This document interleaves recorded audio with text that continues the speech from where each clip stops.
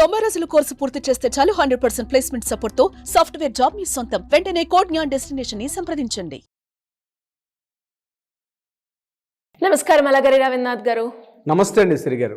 Hyderabad Meerpet police స్టేషన్లో ఒక మహిళ కేసు దేశవ్యాప్తంగా సంచలనాన్ని సృష్టిస్తుంది అని చెప్పొచ్చు. అండ్ దానికి సంబంధించి పోలీస్ స్టేషన్లో వారిపైన కేసు ఏ విధంగా నమోదు చేయడం జరిగింది, ఆ కేసు యొక్క వివరాలు ఏంటి, అండ్ దాని మీద పోలీసులు ఏ రకంగా విచారణ కొనసాగుతుంది సార్? మీర్పేట వెంకటేశ్వర కాలనీలో జరిగినటువంటి ఏదైతే సంఘటన ఉందో ఇటీవల గడిచిన ఒక 3 డేస్గా బాగా కంప్లీట్గా వైరల్ అవుతుంది. దానికి సంబంధించిన ఒక ఇన్ఫర్మేషన్ అంటే తన భార్యని తనే చంపాడని పుట్ట గురుమూర్తి అనే వ్యక్తి తన భార్య అయినటువంటి పుట్ట వెంకటమాధవి గారిని పూర్తిగా అత్యంత కర్కశంగా అత్యంత హేయంగా దారుణంగా ఖండఖండాలుగా నరికేసి తరువాత దాన్ని కుక్కర్లో పెట్టి ఉడికించేసి ఆ శరీర భాగాల్ని తర్వాత దగ్గరగా ఉన్నటువంటి మీర్పేట చెరువులో ఆ యొక్క శరీర భాగాల్ని తను పడవేసినట్టుగా కూడా చెప్పడం జరుగుతోంది. అయితే దీనికి సంబంధించి పూర్తి విచారణలో జరుగుతోంది అలా దీనికి సంబంధించిన ఇన్ఫర్మేషన్. అయితే మనకు అందిన ఇన్ఫర్మేషన్ వరకు మన మీడియా కథనాలు అన్నవి పూర్తి చాలా వరకు స్పెక్యులేషన్ జరుగుతున్నాయి.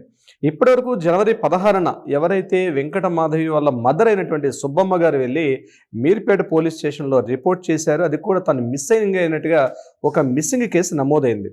15వ తారీఖు నుంచి తను కనిపించట్లేదని చెప్తూ సుబ్బమ్మ గారు అంటే ఎవరైతే చనిపోయిన మృతురాలను కూడా అన్నాం. యాక్చువల్గా విషయం ఏంటి తెలియట్లేదు కాబట్టి మృతురాలనే అంటే ఇప్పటివరకు కూడా మిస్సింగ్ కేసుగా నమోదైంది కాబట్టి తను కనిపించట్లేదని చెప్పి వాళ్ళ మదర్ పోలీస్ స్టేషన్లో కంప్లైంట్ చేయడం జరిగింది. దీనికి సంబంధించి ఎవరైతే హస్బెండ్ ఉన్నారో పుట్ట గురుమూర్తిని కూడా పోలీసులు పిలిచి విచారణ చేసినప్పుడు అందులో కొన్ని దిగ్భ్రాంతికరమైన విషయాలు కొన్ని వెలుగులోకి వచ్చినట్టుగా మనకు కథనాలు బయటకు వచ్చాయి. ఏంటంటే తన భార్యని నేను 16వ తారీఖు నాడు చాలా గట్టిగా గొడవైందని, ఆ గొడవకు సంబంధించి నేను గట్టిగా ఆమెను కొడితే ఆమె చనిపోయిన తర్వాత ఆ యొక్క మృతదేహాన్ని నేను కంప్లీట్గా అదృశ్యం చేసే భాగంగా ఆమెను పూర్తిగా ఖండాలుగా నరికేశాను.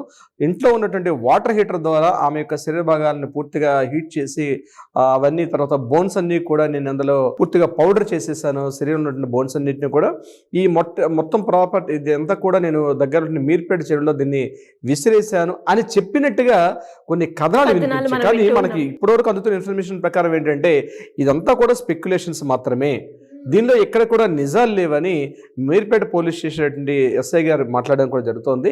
దీనికి సంబంధించి ఏంటంటే ఇది కేవలం ఇప్పటివరకు ఈ క్షణం మనం వీడియో చేస్తున్న ఈ వీడియో వరకు కూడా పోలీసులు ఇంకా విచారణ చేస్తున్నారు, ఇన్వెస్టిగేషన్ చేస్తున్నారు. కానీ ఎక్కడ కూడా పోలీసులు అధికారికంగా ధృవీకరించలేదు. ఇది గుర్తుపెట్టుకోవాల్సిన విషయం ఏంటంటే ఎక్కడ కూడా పోలీసులు దీన్ని అధికారికంగా ధృవీకరించలేదు. ఇవన్నీ కూడా స్పెక్యులేషన్స్గా దారితీస్తున్నాయి. అంటే ఏంటి, ఇలా జరిగిందేమో, అలా జరిగిందేమో, ఇది ఈ రకంగా జరిగింది, ఆ రకంగా జరిగిందని ఊహాగానాలు తప్పించి కన్ఫర్మ్గా జరిగినట్టుగా ఎక్కడ ఆధారాలు కూడా దొరకలేదు. ఎందుకు చెప్తున్నాం ఈ విషయాన్ని అంటే ప్రధానంగా ఏదైతే ఆ రోజు 15వ తారీఖు నాడు తన భార్యతో కలిసి తన ఇంట్లోకి వెళ్తున్నటువంటి ఫుటేజెస్ అంటే సీసీటీవీ ఫుటేజ్ మాత్రం కనిపించే తప్ప ఇంట్లోంచి తను బయటకు వస్తున్నట్టు కానీ ఆ ఇతరత్ర ప్రాంతాల్లో అక్కడ ఉన్నట్టుగా కూడా ఎక్కడ కూడా ఆనవాళ్ళు దొరకపోవడం నెంబర్ 1. ఇకపోతే ఏదైతే సోషల్ మీడియాలో ఊహాగానాలకు తావిస్తున్నటువంటి ఆ ఇంట్లో నరికేసినట్టుగా అంటే పూర్తిగా నరికినట్టుగా అదేవిధంగా శరీర భాగాలను పూర్తిగా మాయం చేసే పనిలో అతను చేశారని చెప్పి ఏదైతే ఉన్నాయో పోలీసులు అణువును గాలించి పెడుతున్నారు. కానీ అది జరిగిందా జరగలేదా అన్న విషయాన్ని పోలీసులు ధృవీకరిస్తే కానీ మనం ఎక్కడ కూడా మాట్లాడే పరిస్థితి లేదు. ఈ క్షణం వరకు కూడా పోలీసులు అయితే ఎక్కడ చెప్పలేదు. ఇంట్లో కూడా అటువంటి ఆనవాళ్ళు అయితే లేవు. ఇది కాకుండా ఏమైనా ఇంట్లో కనిపించే చిన్న చిన్న ఆధారాలను కూడా చూసినట్లయితే డిఎన్ఏ పరీక్షలకు కూడా పంపించే విధంగా ఉంది. అంటే పిల్లల యొక్క శాంపిల్స్ తీసుకొని డిఎన్ఏ టెస్ట్ కూడా పంపించేటట్టుగా తెలుస్తుంది. కానీ బహుశా అధికారికంగా మనకైతే ఈ ప్రకటన జరగలేదు. ఏదేమైనప్పటికీ కూడా మరి ఎందుకు ఈ రకంగానే మాట్లాడడం జరిగింది? చనిపోయిన వెంకటమాధవి యొక్క హస్బెండ్ ఎవరైతే ఉన్నారో ఈ పుట్ట గురుమూర్తి అనే పర్సన్ అతను కూడా 2-3 రకాలుగా వెర్షన్స్ చెప్పారని అదేవిధంగా పోలీసులుగా సవాలు విసిరారని కూడా సందర్భాల్లో చెప్పడం జరుగుతుంది. ఇక్కడ మనకి ఏంటంటే ఇక్కడ లీగల్ పరంగా మనం మాట్లాడుకున్నట్లయితే ఏదైనా ఒక సంఘటన జరిగింది అంటే ఆ సంఘటనకు సంబంధించిన సాక్ష్యాన్ని ఖచ్చితంగా ప్రవేశపెట్టాల్సిన అవసరం ఉంటుంది. సో సాక్ష్యం అన్నది కంపల్సరీ ఇంపార్టెంట్. అంటే అది సాక్ష్యాలు లేటప్పుడు మనం కోర్టులో ప్రొడ్యూస్ చేసేటప్పుడు క్రిమినల్ కేసులు ఏంటంటే ఇప్పటివరకు మిస్సింగ్ కేసుగా నమోదైంది. కానీ క్రిమినల్ కేసుగా నమోదైనప్పుడు ఖచ్చితంగా సాక్ష్యాధారాలను కోర్టులో ప్రవేశపెట్టాల్సిన అవసరం అయితే ఉంటుంది. అంటే నేను తనకు తానుగా నేను చేశానని చెప్పి నేరస్తుడు అంగీకరించినప్పుడు కూడా నేరం చేసినట్టు సంబంధించి దానికి ఏదైనా ఆధారం చూపించాల్సిన అవసరం అయితే ఉంటుంది. అంటే తను వాడినటువంటి ఉపయోగించినటువంటి వస్తువులు కానీ పరికరాలు కానీ ఆయుధాలు కానీ అదేవిధంగా ఏమైనా మిస్ అయినట్టయితే ఆ యొక్క శరీర పార్ట్స్ కానీ డిఎన్ఏ కానీ ఇవన్నీ ఎంతో పూర్తిగా కూలంకుషంగా పోలీసులు ఎంక్వైరీ చేస్తారు దీనికి సంబంధించి. అంటే వితౌట్ ఎనీ ఎవిడెన్స్ మర్డర్ జరిగినప్పుడు కూడా అక్కడ ఆధారం ఉన్నది లేకపోతే చాలా ఇబ్బంది. దీని మీద ఎన్ని రకాలుగా చేసినప్పుడు కూడా క్రిమినల్స్ రకరకాల ఎత్తుగళ్ళు వేస్తారు. అంటే అటువంటి మర్డర్స్ చేసేటప్పుడు మృతదేహాలను పూర్తిగా మాయం మ్యారినేట్ చేసేస్తే అయిపోతుందని, లేదా బాయిల్ చేసేస్తే అయిపోతుంది, అక్కడ ఆ కారపొడి చల్లితే పూర్తిగా స్నిఫర్ డాగ్స్ కూడా రకరకాలుగా చేస్తుంటారు. కానీ గుర్తుపెట్టుకోవాల్సింది, ఈ రోజు ఉన్నటువంటి టెక్నాలజీ ప్రపంచంలో ఏ రకమైన ప్రయత్నాలు 100కి 110% నేను చెప్తున్నాను, తప్పించుకోవడం అనేది హైలీ ఇంపాసిబుల్. ఒకవేళ సంఘటన నిజంగా జరిగినట్లయితే ఆ సంఘటన నుంచి నేరస్తులు అనే వాళ్ళు తప్పించుకోవడం హైలీ ఇంపాసిబుల్.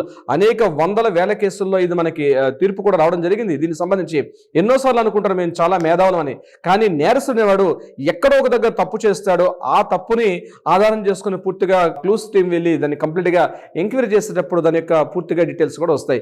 ఈ కేసుకు సంబంధించి ఇప్పటివరకు జరుగుతున్న అన్ని కూడా రకరకాల ఊహాగానాలు, ఇలా జరిగింది అలా జరిగింది అని తప్పించి ఏదైతే వార్తా కథనాలు వినిపిస్తున్నాయో ఇప్పటివరకు కూడా అధికారికంగా ఇక్కడ కూడా పోలీసులు కన్ఫర్మేషన్ చేయట్లేదు. అయితే ఈ సంఘటన జరిగింది ఇప్పుడు నిజంగా మిస్ అయిందా లేకపోతే హత్య గావించబడిందా అన్న కోణంలో పోలీసులు చాలా రకాలుగా ఇన్వెస్టిగేషన్ చేస్తున్నారు. కాబట్టి దాన్ని కూడా వాళ్ళు బయటకు రివీల్ చేయట్లేదు. ఎందుకంటే ఈ యొక్క కేసు యొక్క ఇన్వెస్టిగేషన్ యొక్క విచారణ కానీ లేదా ఇన్వెస్టిగేషన్ కానీ బయట పెట్టినట్లయితే తప్పనిసరిగా సాక్ష్యాధారాలు కూడా రూపుమాపే అవకాశం ఉంటుంది. ఎందుకంటే ఇందులో ఒకరు పార్టిసిపేట్ చేశారా, గ్రూప్ ఆఫ్ పీపుల్ ఎవరైనా పార్టిసిపేట్ చేశారన్న కోణంలో కూడా పోలీసు ఇన్వెస్టిగేషన్ చేస్తారు. ఎందుకంటే ఈచ్ అండ్ ఎవ్రీ పార్ట్ కూడా ఇంపార్టెంట్ కాబట్టి. సో ఈ కేసుకు సంబంధించి అనేక రకాల కోణాలకు ఇంకా పోలీసు ఇంటర్గేషన్లో విచారణ అవుతుంది. కాబట్టి investigations team, clues team, sniffer dogs, DNA test, laboratory టెస్ట్లు అన్ని కూడా ఉన్నాయి. కాబట్టి ఖచ్చితంగా ఇప్పుడు ఆ మహిళ అదృశ్యమైందా లేదా ఆ మహిళ అదృశ్యమైపోయి హత్య గావించబడిందా అనే విషయం మీద రకరకాలుగా స్పెక్యులేషన్ జరుగుతున్నాయి. కానీ మనకు అధికారంగా అందిన ఇన్ఫర్మేషన్ ప్రకారం దయచేసి మీడియాలో ఇప్పుడు ఈ క్షణం వరకు కూడా ఎక్కడ కూడా ఇన్ఫర్మేషన్ రాలేదు. ఆ మీర్పేట జరిగిన హత్య ఉదంతానికి సంబంధించి అది హత్య జరిగిందా లేదా ఆమె మిస్ కావబడిందా, లేకపోతే ఆ మహిళ ఉందా, ఆ మహిళ చనిపోయిందా ఎవరైనా చంపారా, ఏ రకంగా చంపారు, దానిలో ఇతని యొక్క ప్రధాన పాత్ర ఉందా, ఎవరి పుట్ట గురుమూర్తి అనే వ్యక్తే ప్రధాన కారకుడా, అతను సింగిల్ గా చేశాడా, గ్రూప్ ఆఫ్ యాక్టివిటీస్ చేశారా, దానికి బలమైన కారణాలు ఏమున్నాయి. మనకి యాక్చువల్గా వార్తా కథనాల ప్రకారం ఏం తెలుస్తుందంటే అతను ఆల్రెడీ ఒక అనైతిక వివాహిత ఒక సంబంధం ఏదో పెట్టుకున్నట్టుగా ఒక ఇల్లీగల్ అఫేర్ వేరే ఆమె ఉంది. కాబట్టి దానివల్ల ఇలా చేశారని చెప్తున్నారు తప్పించి పోలీసులు ఎక్కడ కూడా మనకి అధికారికంగా ఈ ఇన్ఫర్మేషన్ అయితే ఎక్కడ మనకి తెలియపరచట్లేదు దీనికి సంబంధించి. అయితే ఏదేమైనప్పటికీ కూడా చివరిగా ఏంటంటే ఆ మిస్సింగ్ కేసుని ఛేదించాల్సిన బాధ్యత పూర్తిగా పోలీసుల చేతుల్లో అయితే ఉంటుంది. కానీ క్రిమినల్స్ అనే వాళ్ళు మాత్రం గుర్తుపెట్టుకోండి, ఈ యొక్క దీన్ని చెప్తున్నాను, క్రిమినల్ చేయని ఆలోచన ఉంటే ఈ క్షణమే తప్పించుకోండి, అటువంటి ఆలోచన చేయకండి. ఇటు ఉన్నా సరే సామరస్యపూర్వకంగా కూర్చుని మాట్లాడుకోండి తప్పు. కానీ మేము ఆ చర్యలు చేస్తాము, తప్పనిసరిగా తప్పించుకుంటాము, నేరస్తుల్ని కోర్టు నుంచి కానీ పోలీసుల దగ్గర నుంచి తప్పించుకుంటాము అనుకోవడం మాత్రం ఉత్త అపోహ, జరగని పని. 100కి 200% ఖచ్చితంగా దొరికిపోతారు. నేరస్తుడు అనేవాడు చట్టం సంఖ్యల నుంచి కానీ లేకపోతే సాక్ష్యాలను రూపుమాపు చేయాలి, టెక్నాలజీ మా దగ్గర ఉందనుకుంటే కుదరని పని. ఏ రకంగా చేసినా ఏదో రకం ఈ రోజు కాకపోతే రేపు 10 days ఉన్నా మనకున్నటువంటి పోలీస్ యంత్రాంగం అద్భుతమైన పోలీస్ యంత్రాంగం ఉంది, టెక్నాలజీ అద్భుతంగా ఉంది. పోలీసులు వాళ్ళ ట్రైన్డ్ పర్సన్స్, వాళ్ళు మీరేదో తాత్కాలికంగా చేసిన ట్రైన్డ్ పర్సన్ తప్పించుకోవడం ఉంది హైలీ ఇంపాసిబుల్. ప్రధానంగా ఏంటంటే ఈ మేరిపేట యొక్క మిస్సింగ్ అండ్ హత్య ఉదంతం ఏదో చెప్తున్నారో అనేక రకాల కోణాలుగా చేస్తున్నారు. దయచేసి సోషల్ మీడియాలో ఉన్నటువంటి నేను public as an being advocate అని చెప్తుందంటే ఊహాగానంగా దారితీయకండి. ఎందుకంటే ఇన్వెస్టిగేషన్ జరుగుతుంది కాబట్టి ఒకటి, నేరస్తుడు అనేవాడు తప్పించుకోవడానికి హైలీ ఇంపాసిబుల్, ఏదో రకంగా దొరికిపోతాడు, తప్పించుకోవడం ఇంపాసిబుల్. ఎందుకంటే వెల్ ట్రైన్డ్ పర్సన్స్ మన లా అండ్ ఆర్డర్ డిపార్ట్మెంట్ కాబట్టి వాళ్ళని తప్పించుకోవడం జరగని పని గుర్తుపెట్టుకోవాల్సిన అవసరం కూడా ఉంటుంది ప్రతి ఒక్కరు కూడా ఈ విషయానికి సంబంధించి. శ్రీ గారు, great sir, thank you so much. Thank you so much అండి శ్రీ గారు.